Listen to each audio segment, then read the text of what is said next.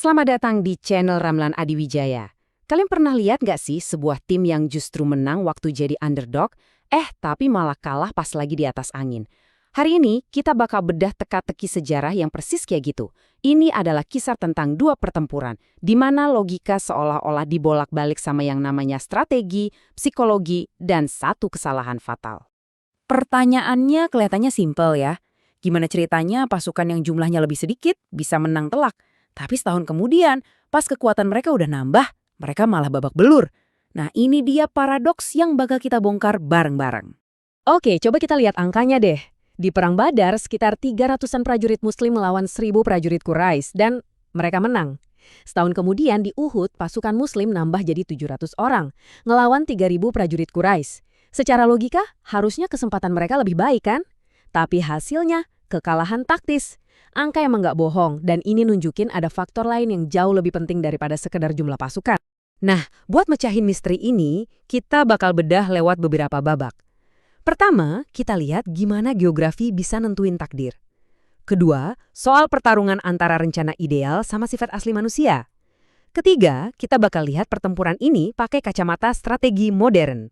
Dan terakhir, tentu aja, pelajaran super berharga yang bisa kita ambil dari sebuah kekalahan.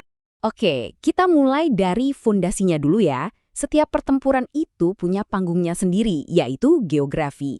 Medan perang itu bukan cuma latar belakang loh, dia itu aktor utama yang bisa nentuin alur ceritanya. Lihat deh bedanya, ini kontras banget. Di Badar, geografinya itu ibarat benteng alami yang lindungin pasukan kecil. Tapi di Uhud, geografi itu jadi keuntungan strategis yang harus dijaga pakai disiplin super ketat. Dua medan perang, dua pendekatan yang beda jauh. Jadi di Badar itu strateginya cerdas banget. Pasukan Muslim datang duluan dan langsung menguasai satu-satunya sumber air.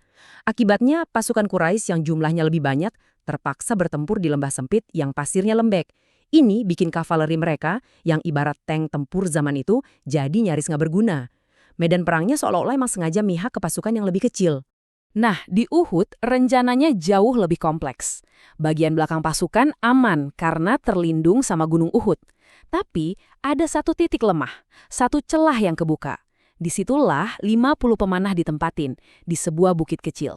Misi mereka cuma satu, tapi krusial banget. Jangan sampai musuh bisa muter lewat situ. Nasib seluruh pertempuran ya ada di pundak 50 orang ini.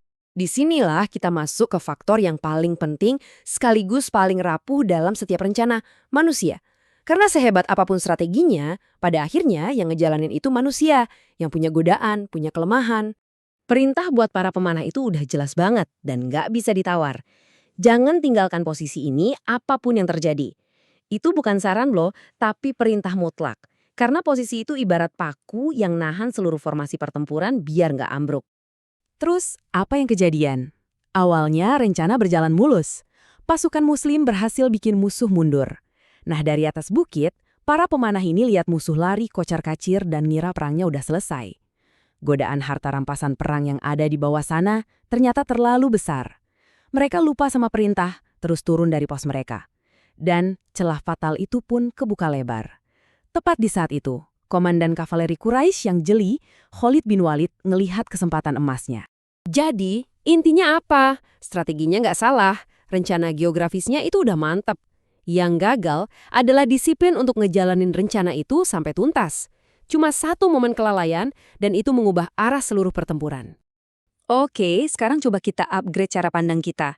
Kita coba lihat pertempuran kuno ini pakai kacamata teori militer modern.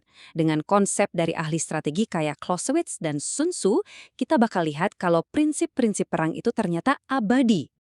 Ahli strategi militer, Clausewitz, punya konsep namanya center of gravity. Gampangnya, bayangin aja ini kayak jantungnya sebuah pertahanan. Bukan cuma pusat fisiknya, tapi sumber utama kekuatannya. Kalau jantungnya ini dihancurin, ya seluruh sistem bakal lumpuh total. Nah, di Perang Uhud, center of gravity-nya pasukan Muslim itu ya, unit kecil pemanah di bukit itu. Merekalah kuncinya. Begitu mereka ninggalin posnya, jantung pertahanan itu seolah berhenti berdetak dan seluruh formasi pun jadi berantakan. Sementara itu, di sisi seberang, ada Khalid bin Walid yang nunjukin kelasnya. Ada prinsip dari Sun Tzu yang bilang, jangan pernah ganggu musuhmu waktu mereka lagi bikin kesalahan. Dan Khalid menerapkan ini dengan sempurna. Dia nggak nyerang membabi buta. Dia nunggu dengan sabar. Dan pas celah itu muncul karena kesalahan lawan, dia langsung hajar tanpa ampun. Gerakan yang dilakukan Khalid itu dalam istilah militer modern namanya turning movement. Ini taktik klasik. Dia nggak nabrak tembok dari depan, tapi dia muterin tembok itu buat nyerang dari titik paling lemah, dari belakang yang nggak dijaga. Hasilnya bukan cuma kerusakan fisik, tapi kepanikan dan kekacauan total di barisan lawan. Jadi, apa sih pelajaran yang bisa kita ambil dari sini? Apa Uhud itu cuma cerita tentang kegagalan? Tunggu dulu, justru makna sesungguhnya dari peristiwa ini jauh lebih dalam dari sekadar menang atau kalah di medan perang. Sumber-sumber historis dan spiritual nunjuk ke satu akar masalah yang sama, adanya perselisihan internal dan ketidakpatuhan pada perintah yang sudah jelas. Dan semua itu dipicu oleh godaan sesaat, padahal kemenangan udah di depan mata. Jadi, kalau kita jejerin, perbedaannya tuh jelas banget. Di Badar, geografi dimaksimalkan, strategi dipatuhi 100%, ketaatan total, hasilnya kemenangan. Di Uhud, geografi yang jadi keuntungan disia-siakan, strategi dilanggar, ketaatan goyah, hasilnya kekalahan, kontrasnya tajam banget. Tapi, sejarah nunjukin kalau Uhud itu bukan akhir dari segalanya. Justru sebaliknya, peristiwa ini jadi semacam sekolah militer dan spiritual. Sebuah pelajaran yang keras dan mahal, tapi sangat berharga. Pelajaran bahwa disiplin itu mengalahkan jumlah dan ketaatan pada rencana itu adalah kunci sampai detik terakhir. Kekalahan ini justru menempa mereka jadi jauh lebih kuat. Nah, ini yang bawa kita ke pertanyaan terakhir, buat kita semua.